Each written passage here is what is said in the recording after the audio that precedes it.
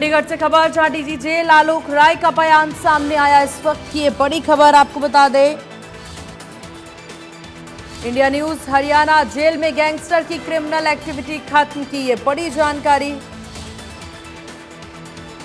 हम gangster culture के खिलाफ हैं, डीजी जेल के द्वारा कहना। कैदियों से अलर्ट, तो ये बड़ी जानकारी आपको दे दे। चंडीगढ़ से खबर, जहां डीजी जेल आलोक राय का बयान सामने आया है।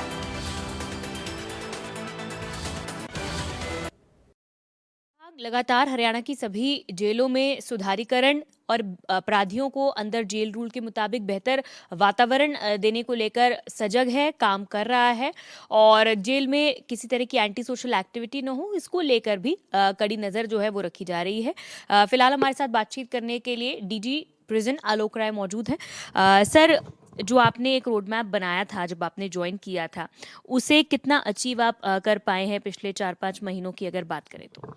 देखिए, हमने जब प्रेजेंट डिपार्टमेंट ज्वाइन किया था तो उस दिन भी हमने प्रेस कॉन्फ्रेंस की थी और सबसे पहली बात हमने ये रखी थी कि जो गैंगस्टर्स के अराउंड जो क्रिमिनल एक्टिविटीज़ हैं उनको कर्टेल किया जाए, उन्हें ख़त्म किया जाए और उसमें 100% कामयाबी सफलता हासिल की गई है और उसके लिए एक स्ट्रेटजी बनाई गई। और अब आप देखते होंगे कि जेल के अंदर कोई भी मोबाइल फिरौती धमकी किसी तरह का कोई भी माहौल नहीं है, ना कोई इस तरह की कोई बात है। अब उसके बाद हमने सेकंड प्रेस कॉन्फ्रेंस की थी जिसमें ये था कि प्रहार जो है वो गैंगस्टर कल्चर पे करना है, ना कि किसी गैंगस्टर के अगेंस्ट हम हैं। तो गैंगस्टर कल्चर से मतलब ये था कि जैसे इनकी पेशी होती थी तो पेशी पे गाने बज रहे हैं, लोग भाई जी को देखने आ रहे हैं। और ये आश्चर्य की बात है कि मैंने एक एग्जाम्पल दिया था कि जैसे यहाँ से लोग गए थे बरेली में कुछ वारदात को अंजाम देने और संयुक्त पुलिस टीम से उनकी मुलाकात हो गई। टीम से मुलाकात होने के बाद मुठभेड़ में 2 लोग तो भगवान को प्यारे हो गए और 2 लोगों को गोली लगी जिसको किसी ने ट्रैक डाउन नहीं किया। जिसने किसी ने ये पता करने की कोशिश की हो कि जिन 2 लोगों को गोली लगी है उनका आगे क्या हश्र हुआ। जब मैं पीछे अम्बाला जेल में पत्रकारों को लेके गया था तो वैसे ही एक सज्जन हम लोग वहाँ मिल गए थे जो हॉस्पिटल में पड़े हुए थे। तो उनकी क्या दयनीय स्थिति थी, उनकी आंखों में क्या दयनीयता थी, ये सबने देखा। तो जो गैंगस्टर कल्चर संबंधित जो ब्रांडेड कपड़े थे, जो मैनुअल लेबर था जिसका डिवीज़न नहीं होता था, साधारण अपराधी उसको करते रहते थे। भाई जी कल्चर था, भाई जी बैठे रहते थे, बल्कि वो बेचारे साधारण अपराधी भाई जी का भी काम कर दिया करते थे। तो अब पहले ऐसा एक बी कैटेगरी होती थी जिसके लिए अलग से रखा जाता था अरेंजमेंट के, कोई काम करेगा आगे चल के उसको न्यायिक प्रणाली ने ख़त्म भी कर दिया था। तो अब जो है सिंपल सी बात है कि जिसको जो काम मिला है वो काम करता है। तो अब इसमें हमने ये बात कही थी कि गैंगस्टर कल्चर पे प्रहार भी करेंगे और उसके बाद पत्रकारों को ले जाके हम दिखाएंगे भी। तो अम्बाला जेल में मैं इनको ले भी गया था सबको। तो अम्बाला जेल में सबने देखा कि 6x6 के सेल में गैंगस्टर्स किस तरह रह रहे हैं, 2 रह रहे हैं, 3 रह रहे हैं, 4 रह रहे हैं और उसी में अंदर टॉयलेट भी है और काम भी चल रहा है। खाने को दिन में रोटी सब्जी मिलती है, शाम को रोटी दाल मिलती है, ये सबको पता है। तो उसमें कोई महिमा मंडन वाली बात अब रह नहीं गई। अगर आपका बाहर कोई राष्ट्रीय काम के लिए तो आप कहीं जाते नहीं हैं, तो आप जिस काम के लिए जा रहे हैं उसमें जब पुलिस से मुठभेड़ होती है और जब वो शरीर में गोली लगती है तो बाहर जो है वीणा वाद्य यंत्र में गोली लगना एक अलग चीज़ है, शरीर में गोली लगना अलग चीज़ है। तो बाहर ये वाद्य यंत्र बजा के अपने आप का महिमा मंडन करने वाली बात ये काफ़ी डाउन चली गई। अब इसमें क्या है कि जब हमने अम्बाला जेल दिखाया था तो वहाँ पे बेकरी भी देखा था लोगों ने ये देखा था कि प्रिंटिंग प्रेस भी है, वुड क्राफ्ट का भी काम है, बाहर एक आउटलेट भी बना हुआ है जिसमें ये सारे काम हो रहे थे। बिल्कुल सर, ये देखा था कि वहाँ पर बेकरी का जो कैदी हैं वो काम कर रहे हैं, जिस तरह आपने बताया वुड क्राफ्ट्स का काम है, काफ़ी अच्छी चीज़ें वो वहाँ पर बना रहे हैं, आउटलेट्स भी हैं। कितनी इन चीज़ों की जो डिमांड है वो निकल कर सामने आ रही है और क्या क्या कहाँ कहाँ पर ये जो बेकरी के आइटम्स हैं या दूसरे सामान जो है उसे हम भेजते हैं ताकि वहाँ से इनकी जो सेल है वो हो सके? देखिए, एक तो हमारे यहाँ आउटलेट है, अम्बाला जेल के बाहर ही आउटलेट है। अगर किसी ने ऑर्डर देना होता तो वहाँ लोग देते भी हैं और वुड क्राफ्ट का जो काम है वो उसका क्वालिटी भी बहुत हाई क्लास है और उसकी प्राइस टैग भी काफ़ी कॉम्पिटिटिव है। तो वहाँ पे लोग अपने वो देते हैं और इस तरीके से वो सामान बिकता रहता है। और हमारे कुछ अपने आउटलेट्स हैं पेट्रोल पंप वगैरह पे, वहाँ पे बिकता है। इसके अलावा जो है वो हमारा ब्रांड नेम हो गया है हरिका का। और ये जो जैसे ये सूरजकुंड मेला था, सूरजकुंड मेला में हमें स्टॉल मिला था और बाकी स्टॉल से हमारा ज़्यादा अच्छा था और 2 करोड़ रुपए की हमारी सेल थी। इसी तरह से हमारा यहाँ पे अपना ब्रह्म सरोवर पे सेल था।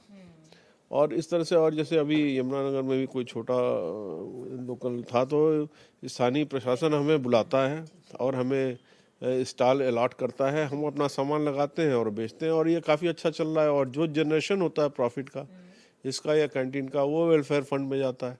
और प्रिजन वेलफेयर के लिए अभी जैसे मैंने अभी आपसे बात कही, अभी लेटेस्ट प्रोग्राम जो 5 ITI और पॉलिटेक्निक शुरू किया गया है, ये 5 जिलों में शुरू किया गया है, जिसमें अपना अम्बाला है, करनाल, पानीपत, गुड़गांव, फरीदाबाद। तो अभी इसमें बजट हेड हमारे पास अलग से नहीं है, तो अभी हमने वेलफेयर फंड से ही, क्योंकि ये भी वेलफेयर का ही काम है, तो वेलफेयर फंड से ही हम इसका सारा काम कर रहे हैं। सर, इसको लेकर कोई MOU वगैरह भी साइन हुआ है HKRN के साथ? देखिए, इसमें एक मील का पत्थर साबित हुआ है और एक जो है MOU हमने साइन किया है HKRN से। और उसमें ये हो गया है कि अब ये जब बाहर निकलेंगे तो ये इनका नाम उसमें सूचीबद्ध हो जाएगा। और सूचीबद्ध होने के बाद जैसे एक सामान्य नागरिक को जो सुविधा उपलब्ध है, एक अपॉर्चुनिटी उपलब्ध है काम करने की, वो इनको भी उपलब्ध होगी। तो इस तरीके से आप देखिएगा तो इनको एक स्वावलंबन का, एक आत्मनिर्भर होने का, एक अपने पैर पे खड़े होने का एक बहुत बढ़िया चांस, एक रिहेबिलिटेशन की बड़ी टॉप क्लास की ये स्कीम है। बिल्कुल। कोई अब जिस तरह कोई कुख्यात अपराधी अगर नहीं है, गलती से कोई अपराध कर कर अगर जेल में आ गया है, तो वो अगर बाहर जाके अपना काम करना चाहता है तो वो बाहर यहाँ से अगर सीख कर जाएगा, समय की भी बचत हो जाएगी और समय का सदुपयोग भी होगा और बाहर जाकर वो अपना जीवन भी इससे व्यतीत कर सकता है। किस तरह के जो 12 कोर्सेज इसमें हैं, किस तरह के ये कोर्सेज हैं जो सिखाए जाएंगे अंदर? देखिए, वोकेशनल कोर्सेज जो है, जो ITI के होते हैं और जो पॉलिटेक्निक के होते हैं या टेक्निकल काम के होते हैं, इसमें इलेक्ट्रीशियन भी है, प्लम्बर भी है, टेक्नीशियन भी है, तमाम तरह के कंप्यूटर ऑपरेटर भी हैं, तमाम तरह के इसमें काम है। इसमें गैस का काम है, लाइटिंग का काम है। आपने ये देखा होगा जो जिसको कहते हैं कि व्हीकल रिपेयरिंग का काम है, मतलब तमाम चीज़ें हैं इसमें। तो ये है ये आपको वोकेशनल ट्रेनिंग जो है वो भी आदमी के प्रिजन इनमेट के जो उसकी आर्थिक और सामाजिक जो रैंक है और जिस हिसाब से वो आगे अपने आप को टेकअप करने वाला है लाइफ में या चैलेंज को स्वीकारने वाला है, उसके हिसाब से उसको ट्रेनिंग दी जाती है। तो अब इसका इनको लाभ क्या है कि जीवन जो है वो शून्य में नहीं खड़े होना चाहिए। जब आप बाहर निकलेंगे तो जीवन शून्य में नहीं होना चाहिए, आपके पास कोई न कोई क्वालिफिकेशन है जिसकी वजह से आप सरवाइव कर सकते हैं। MOU में ऐसा भी कुछ है कि HKRN या जो वोकेशनल ट्रेनिंग्स तो दी जा रही है, लेकिन HKRN के थ्रू इनको नौकरी भी मिलेगी इसमें? जी, HKRN के थ्रू जब ये सूचीबद्ध होंगे तो बिल्कुल इनको अपॉर्चुनिटी मिलेगी और उस अपॉर्चुनिटी को ये अवेल करने में भी सफल होंगे और इस तरह से एक रिहेबिलिटेशन का बहुत अच्छा प्रोग्राम है ये। सर, अगर बात करें हरियाणा में कई नई जेलें भी बन रही हैं, एक हाई प्रोफाइल जेल भी है हिसार में, वो भी बन रही है। कब तक फंक्शनल हो जाएंगी ये जेलें, कितना काम इनका हो गया? देखिए, हाई प्रोफाइल एक सिक्योरिटी जेल रोहतक में बन रही है। हाँ, रोहतक में बन रही है और ये बहुत जल्दी, अब 1-2 महीने ही काम इसके, अब 2-3 महीने का बाकी है। और एक हमारी रेवाड़ी जेल लगभग कंप्लीट हो चुकी है। पंचकुला, फतेहाबाद और पलवल में लैंड एक्वायर हो चुका है और जेल का काम शुरू होने जा रहा है।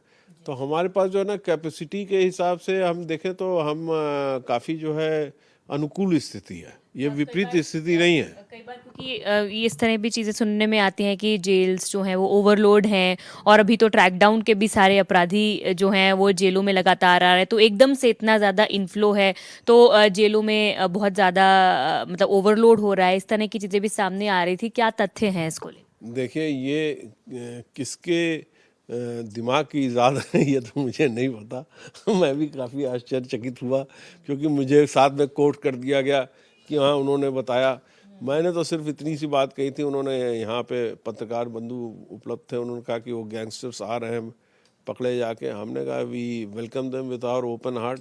हमारे पास जो है वो डिसिप्लिन में, अनुशासन में रहना है उनको और सबको पता होना चाहिए कि दिन में रोटी सब्जी मिलेगी, रात में तो रोटी दाल मिलेगी।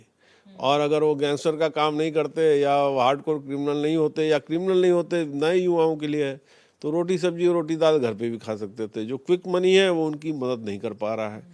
बाहर पुलिस की गोलियां उनका इंतजार करती रहती हैं, जब भी मुठभेड़ होती है गोली लगती है। गोली लगने के बाद उनको बड़ी दयनीय स्थिति होती है। आप गए थे मेरे साथ अम्बाला में, वहाँ पे हॉस्पिटल में एक सज्जन पड़े हुए थे जिनके साथ ये हो रखा था, वो कहीं गए होंगे अपना।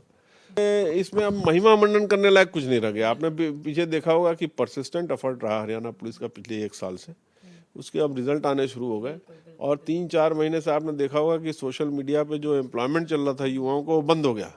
उसकी 80% क्रेडिट मैं सबसे पहले पत्रकारों को देता हूँ, जिन्होंने मेरा साथ दिया, जो मेरे साथ गए, जिन्होंने जेल में क्या हो रहा है वो बाहर दिखाया, जेल में हो क्या रहा है ये हम लगातार इस चीज़ को एक्सपोज करते रहे।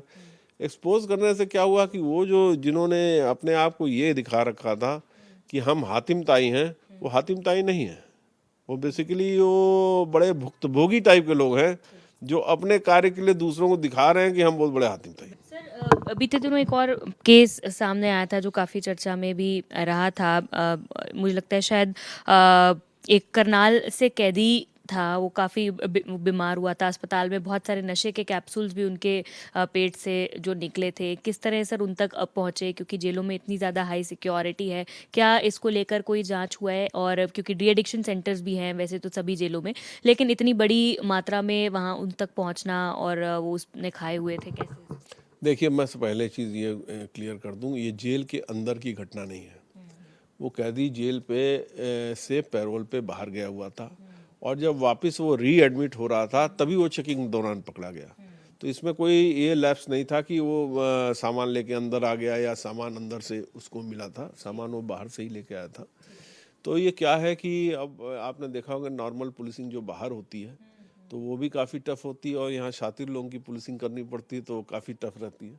पर हमारा स्टाफ काफ़ी सतर्क था और वो चूँकि नशे की हालत में था और उसकी थोड़ी बहुत क्वेश्चनिंग करने से ऐसा लगा कि इसमें डाउट वाली बात है, तो उसका सिटी स्कैन जब कराया गया तो जैसा इन लोगों को डाउट था तो उसने गुब्बारे के पैच में 250 कैप्सूल अपने पेट में डाली हुई थी। तो तमाम तरह के क्रिमिनल्स होते हैं, पहले क्रिमिनल गैंग होते थे तो अभी भी होते हैं, पुलिस में वाले पकड़ते रहते हैं, तो वो जबान के नीचे जो ब्लेड रख देते थे तो उससे ही मर्डर भी कर लेते थे, उससे पॉकेट भी साफ कर लेते थे। इसी तरह से दूसरे होते थे, वो कोई गंदा सामान फेंकते थे और बैग उठा के गायब हो जाते थे, सूटकेस और बैग उठा के।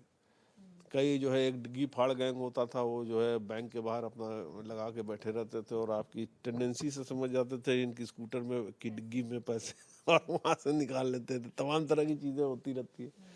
तो लेकिन हमारा जो विभाग था वो सतर्क था और सतर्कता के साथ उसको पकड़ा गया है। और जो हमारे रिहेबिलिटेशन सेंटर्स हैं जो और हैं वो अन्य बहुत अच्छे से चल रहे हैं। ड्रग एडिक्शन सेंटर हमारा बहुत अच्छा चल रहा है।